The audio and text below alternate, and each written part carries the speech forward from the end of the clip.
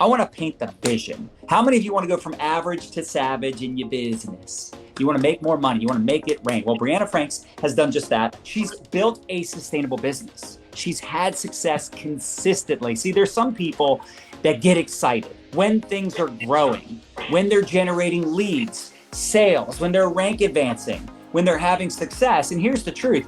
No business in the world just goes up forever. And you got to have long-term growth in business, but also you have to speak that into your organization, right? You have to paint the vision because they need to know, why am I showing up every day? Why am I posting? Why am I doing videos? Why am I listening to this training? Like, what is the end goal? What's the vision? Where are we going with this thing, right?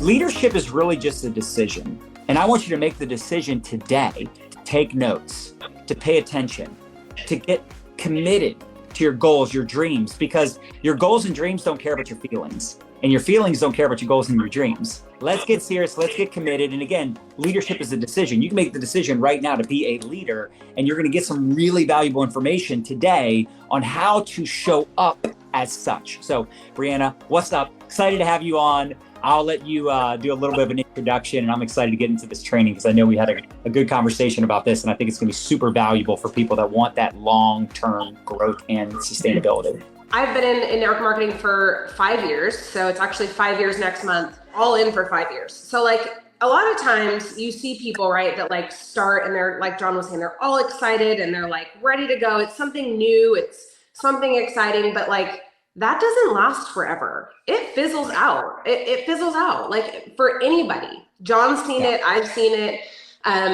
So many leaders in the network marketing space especially see it because you don't have a boss.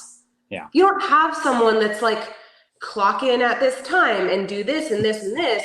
And although there are tasks and tools and things that you can use, you still have to be the one to do them. Yep. Nobody's walking in that door and telling you that you need to post today. Okay. Nobody's walking in that door and telling you that you need to go live and that you need to talk to people and that you need to have conversations. People do not see the other side where all of these leaders have had hundreds of no's, right? Yeah. Like they've had hundreds of people leave their teams.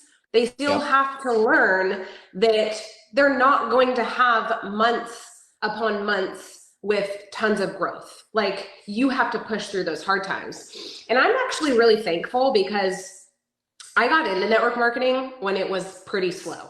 Like I got in and had to learn skills. It wasn't 2020 when you could put a post up and get, 20 sales from one post. Like it's just not like that anymore.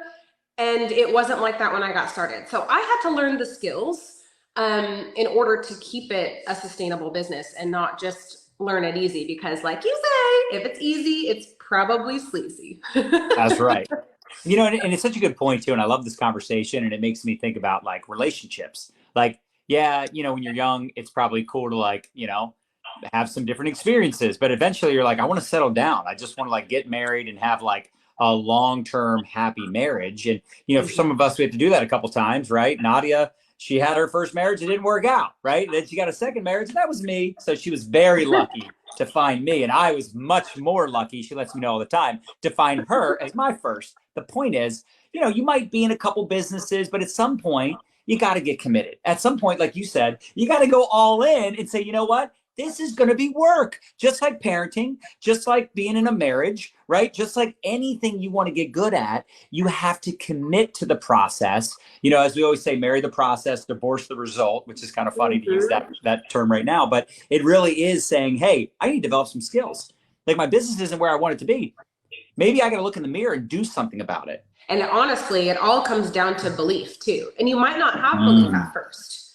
You might not have that belief that you have what it takes, right? But that's where leadership and mentorship comes into place, and making a good choice of who it is you're going to follow. That is why I chose you and Bryn Lang, because I'm like, these people are still working. They are still in the trenches. Like they're still putting up posts. They're doing the things. That is what you have to do in order to build something sustainable. Otherwise, the bottom's going to fall out. People are going to constantly leave if you're not continuing to build. I mean, it just is what it is. It's not an easy, it's simple, but it's not easy in order to have that sustainable income. And it just comes down to believing in yourself and believing in your company, believing in your products. Like if you're talking about something that you don't truly believe in, and don't get it twisted, I do want to say this. Sometimes you're not going to love every single product in your company. I have seen so many people that are like, well, I just really don't love the serum. So don't freaking talk about the serum. Like talk about the products that you do love, right? Talk about the products that have helped you, have solved your problems, and just be a good freaking human. Do what you want to do, at least in the beginning. Now, at some point, you got to be willing to stretch yourself and put yourself outside that comfort zone. But I think in the beginning, you don't even have to have a lot of confidence. You just have to be courageous. You just have to take action. And you have to remember why you got started, right? I always remembered, like, especially in the early days, that like anytime I get discouraged, anytime I felt like quitting, I'm like, well, I got to remember like why I got started. It's like, 'cause I don't want to have a job. I don't want to work for somebody else. I didn't want to go to school, get a degree, get a piece of paper. It says, I'm smart, please hire me. Like I didn't like that path. So I'm like, I got to figure this thing out because I want freedom, not just financial freedom, but like time freedom, right? I want to wake up when I'm done sleeping. Of course, it's going to be hard. If it's easy, it's sleazy. You mentioned it, but it's worth it. It's worth developing the skills. And I'd like to ask you, like, what would be some of your suggestions? Because obviously you've built a very successful business. You have an amazing organization, right? Your team's crushing.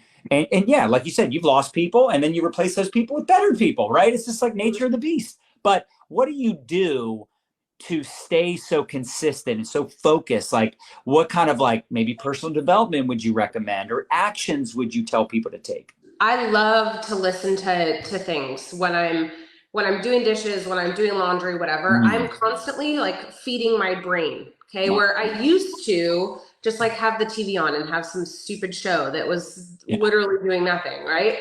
And now like I'll have, I'll have my kid will be in his room, like watching some stupid YouTube. And I'm like, that's making you dumber. Stop watching that.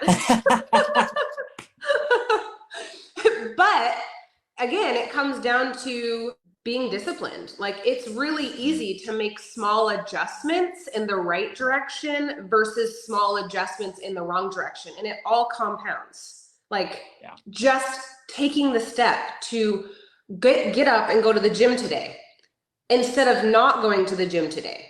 Like that's one step closer in the right direction of where you want to be with your health goals or whatever it is. Maybe that's not important to you, but for me, that's important. So I know that, if I decide to not take the step into the gym that day, it's only getting me further away from my goals and not closer. When it comes to business and my team and, having that be sustainable, man, it is difficult. It's difficult to keep people engaged, but constantly doing challenges, constantly having, just different fun challenges within your team. What would be some examples of like assignments or challenges that maybe you would recommend that you've seen that have gotten like people to say, okay, I'll start paying attention again? So something that we love to do as a team is we call it a count up challenge. So I will say, okay, for the next 48 hours, if you have a sale or sometimes it's not even sales. Sometimes it's just, if you start a new conversation with someone, whatever, count up. Okay. And this gets our chat like going crazy. I love it. So we'll be like number 1, number 2, number 3.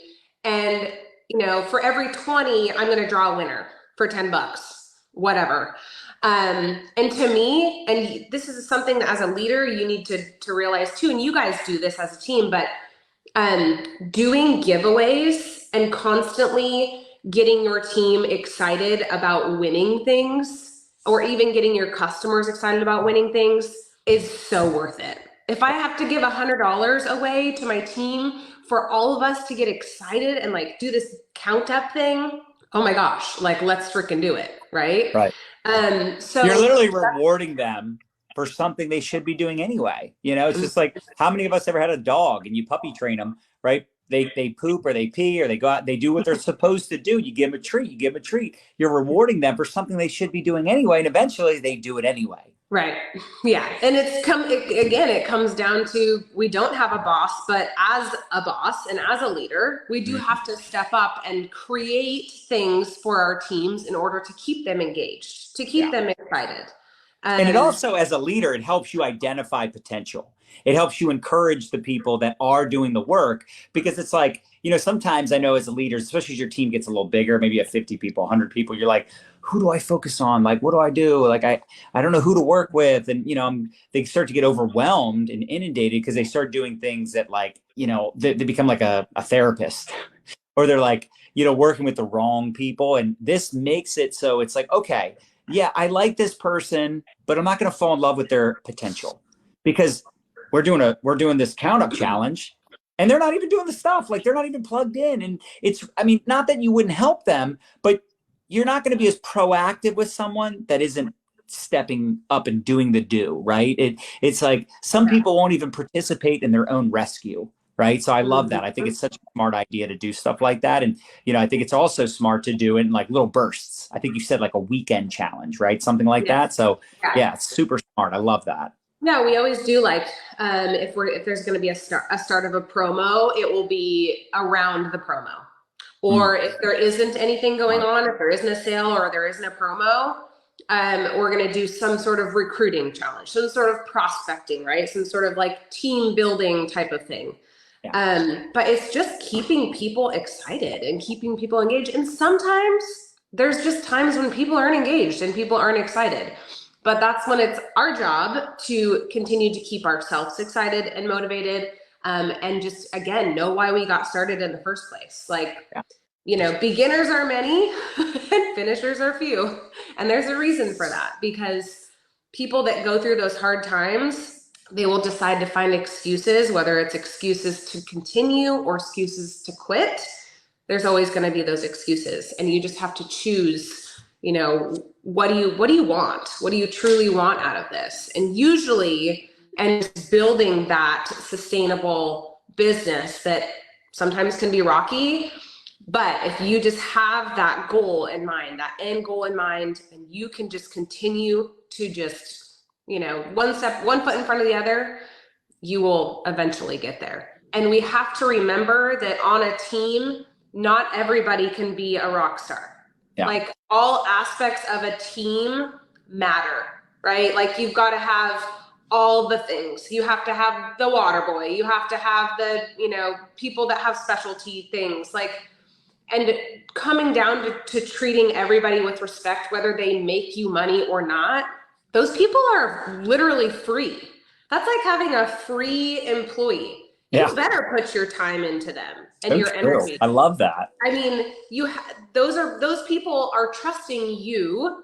Everybody matters. Whether it's someone who's just there for the sisterhood or the brotherhood or the culture or whatever, like, that person matters, and they do, your time is valued by them. So who cares if you bring in a bunch of customers if they don't reorder? Who cares if you recruit a bunch of people and they all quit in a month or in 6 months, right? If you want to build longevity, this is what it takes. What Brianna's sharing with you right now, this is the real game. Because at the end of the day, and I just want to be upfront with y'all, like, dude, we struggled for years. Like, it took us 7 years to start earning a full-time income in network marketing. Thank God we didn't quit after year 3, 4, 5, 6.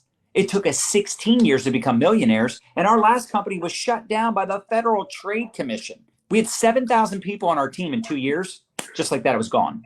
Our paycheck, our business, our back office, everything was gone. How many of you would have kept going? How many of you have been like, that's it, I'm out? But because, like she said, we had vision, we had belief, and you know what? It was like, what else are we going to go do? What else are we going to do that can create this amount of financial freedom and abundance? And, everything is blessings in disguise. So everything makes sense in reverse. So those blessings that at the time was like, oh my gosh, this is so horrible. It ended up being a really great. How many of us had things like that in our life? Relationships, jobs you lost, something happened where you're like, at the time that sucked, but it was actually the greatest thing that could have happened to me, because it made me step up and become a better version of myself, or make a different choice, or go in a different direction. If that didn't happen, then this better thing wouldn't have happened. and at the time you were upset, but it ended up being a blessing. Anyway, I just think that's such a good thing to comprehend and wrap your brain around, because if you're going through some crap right now, just know that you don't necessarily go through it, you grow through it.